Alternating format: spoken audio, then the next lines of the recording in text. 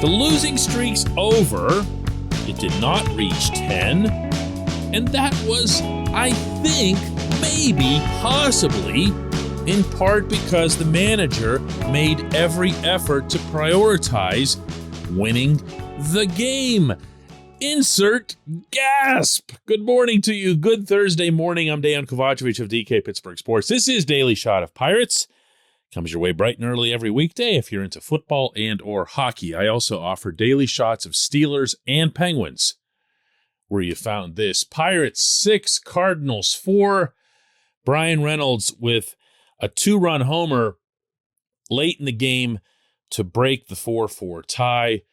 Rowanzi Contreras pitched pretty well. Will Crowe did what Will Crowe does, and then David Bednar came in for 2 2/3 innings to close it out. Elroy face style. What do you know, huh?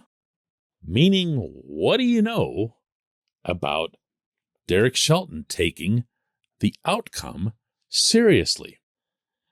I mean, not that he would acknowledge such a thing. When asked afterward by reporters in St. Louis why he used Bednar over a 3-inning span for the longest save the Pirates have had since Jason Christensen, going back to the 90s, throwing it way, way back, Shelton's response was, as technical as it usually is. We knew the spot where we needed him. We needed punch-outs. He came in and got the punch-outs. The fact that he was able to go back out in the 8th and be efficient, led it to the point. And the fact that we have the off day and he'd only thrown 2 times in the last, 7 or 8 days kind of led all of it into the perfect storm of letting him go out for that. Nope, nothing in there about how, hey, we really needed to end this losing streak. We're really starting to hang our heads here. We're hurting players' development. We're starting to embarrass ourselves at times like we had done the day before with 5 errors and a doubleheader sweep by the Cardinals. Nothing like that. Nothing like that. It was just we were monitoring his pitch count. We saw where he was on this trajectory or that trajectory, and we went with his pitch count of 26 through the 8th inning and thought he can get us another. He can say that, okay? But he didn't have, because he couldn't have had, a similar explanation for the way he used Bednar out in L.A. Remember that? To get the sweep? The 50-pitch finish? Getting 50 pitches out of his closer while his players all around him, that dugout railing at Dodger Stadium, were hanging on every single pitch because they wanted that sweep of Major League Baseball's richest and best team. They wanted the Pirates' own first sweep in a couple of years. They wanted that good feeling. A lot of them were rookies. A lot of them had never been in a stadium with 50,000 plus people, at least not as players. And even there, Shelton wouldn't say, yeah, we really wanted that one. We wanted the W. It was all something about, Bednar looking strong and being built like an ox and whatever else. And this explanation from last night in St. Louis is even colder in that regard. Here's the thing. I'm not really buying it. This portion of Daily Shot of Pirates is brought to you by our friends at North Shore Tavern. That's directly across Federal Street from PNC Park. It's home of Steak on a Stone, an eating experience, underscoring the word experience. The steak is brought to you partially cooked on an 800-degree stone, and you do the rest. It's a ton of fun, it's a great meal, and it's a baseball atmosphere like no other in Pittsburgh. North Shore Tavern, right across Federal Street from PNC Park. There's a tendency in this town among some who follow this team to equate Shelton with John Russell. And that's so far off the mark. Take it from somebody who covered both guys and got to know both guys. They have nothing in common. And I'm not saying that as an insult to one or the other. They're just not the same people. JR was a consummate pro who was not at all outward with his emotions and really didn't do a whole heck of a lot of talking. That wasn't a good fit in Pittsburgh.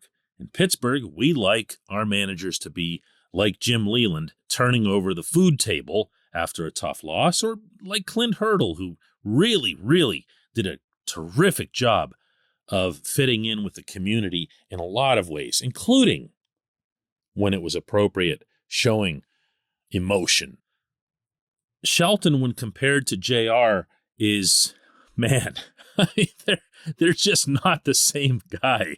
Shelton is really outgoing, really gregarious, as I'm sure you've heard him described, not just by me, but by others. He doesn't just engage in conversation, he initiates it. And I think to most people that would be obvious, but I guess that the JR thing gets attached to him just because people want to see him freak out over the losing.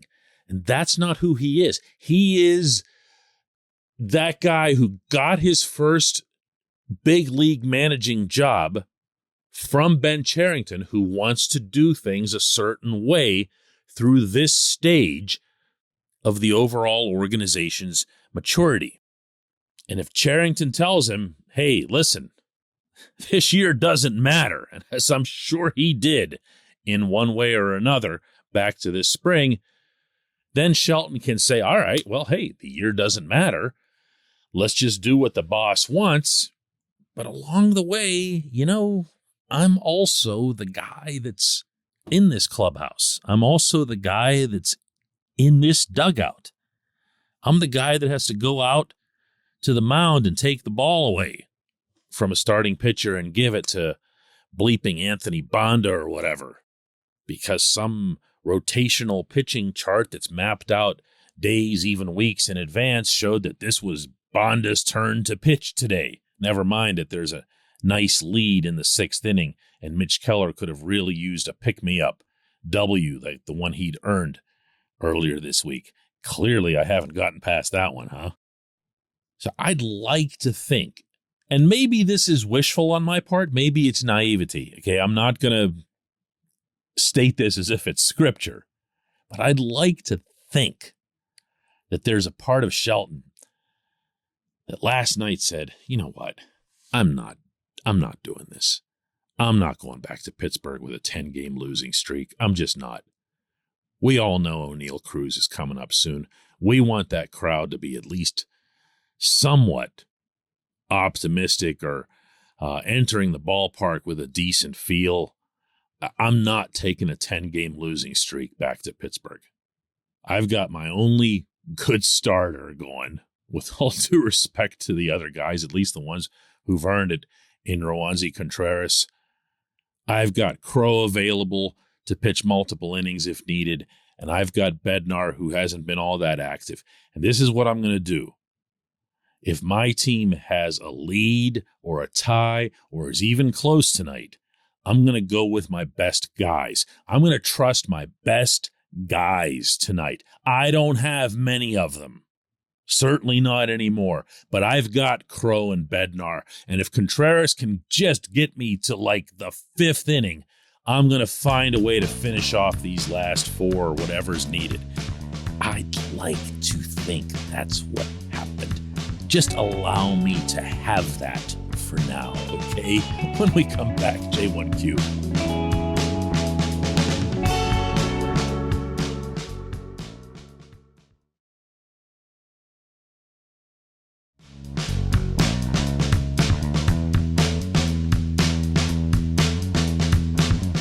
Today's J1Q comes from Bob Elliott, who says, DK, on yesterday's Daily Shot, you mentioned that Ben Cherington's teams, while he's been GM, have come in last place 6 of his past 7 seasons. It begs the thought to me, so the field managers of those teams just blindly follow his direction? Is this approach to leadership at the major league level not frustrating to Derek Shelton? I mean, he would never tell you, but it makes you wonder how much he questions his higher-ups when no one is around.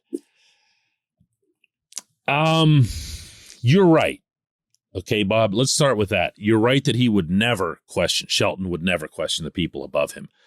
He's got a real good grasp of what the organization overall, obviously topped by Cherington, wants to accomplish and how they want to accomplish it. They don't talk to people like you or me about dates. Then that goes on the record, off the record. They just don't get into this year or that year is going to be the one. But you'd better believe it comes up between them. You'd better believe that they're all aware of when Quinn Priester has a good day in the minors, or when Michael Burrows, who's been pretty much the pitching star of the system this year, gets promoted from Altoona to Indianapolis, as he did a couple of days ago. They know who's there. They have at least an idea of where and how they'll fit when they get to Pittsburgh.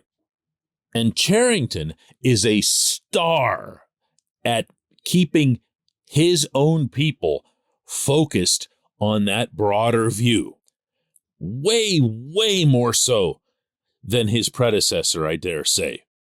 That is all Cherington sees. That's why he's allowing this roster to drag along two catchers hitting $120. That's why he's got Anthony Banda on this roster. That's why he brings in Yu Chang for a glorified tryout. He's only looking at that bigger, broader thing whenever he happens to have in his mind that that'll take place.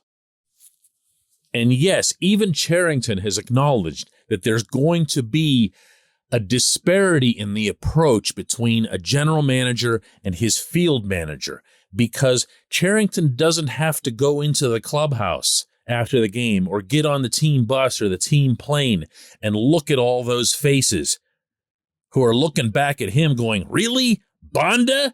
That's who you thought was a good idea to bring in the 6th inning with a 5-0 lead? You wanted to throw the game right there?"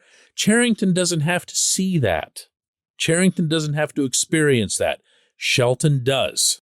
Could it be? Should it be frustrating? Yeah, absolutely. He's not human if it isn't. And I just don't get that sense from him, to go back to the JR thing. He's not that guy. And I'll say it again. I'd like to think that what we saw at Dodger Stadium and what we saw last night with his pitcher usage, even though he can't do that on a regular basis, and I'm not advocating that. Can't have Crow and Bednar pitch all of the innings every time your team's leading, okay? So please don't misunderstand that part. But what you can do is identify when your team really needs it and prioritize the winning, the game, right in front of you, because someday that switch, certainly on the part of the field manager, is going to have to be fully flipped. And even seeing tiny traces of it now is, somewhat encouraging. I appreciate the question. I appreciate everyone listening to Daily Shot of Pirates. We'll do another one of these tomorrow, and I'll be heading back over to PNC Park to cover Pirates versus Giants.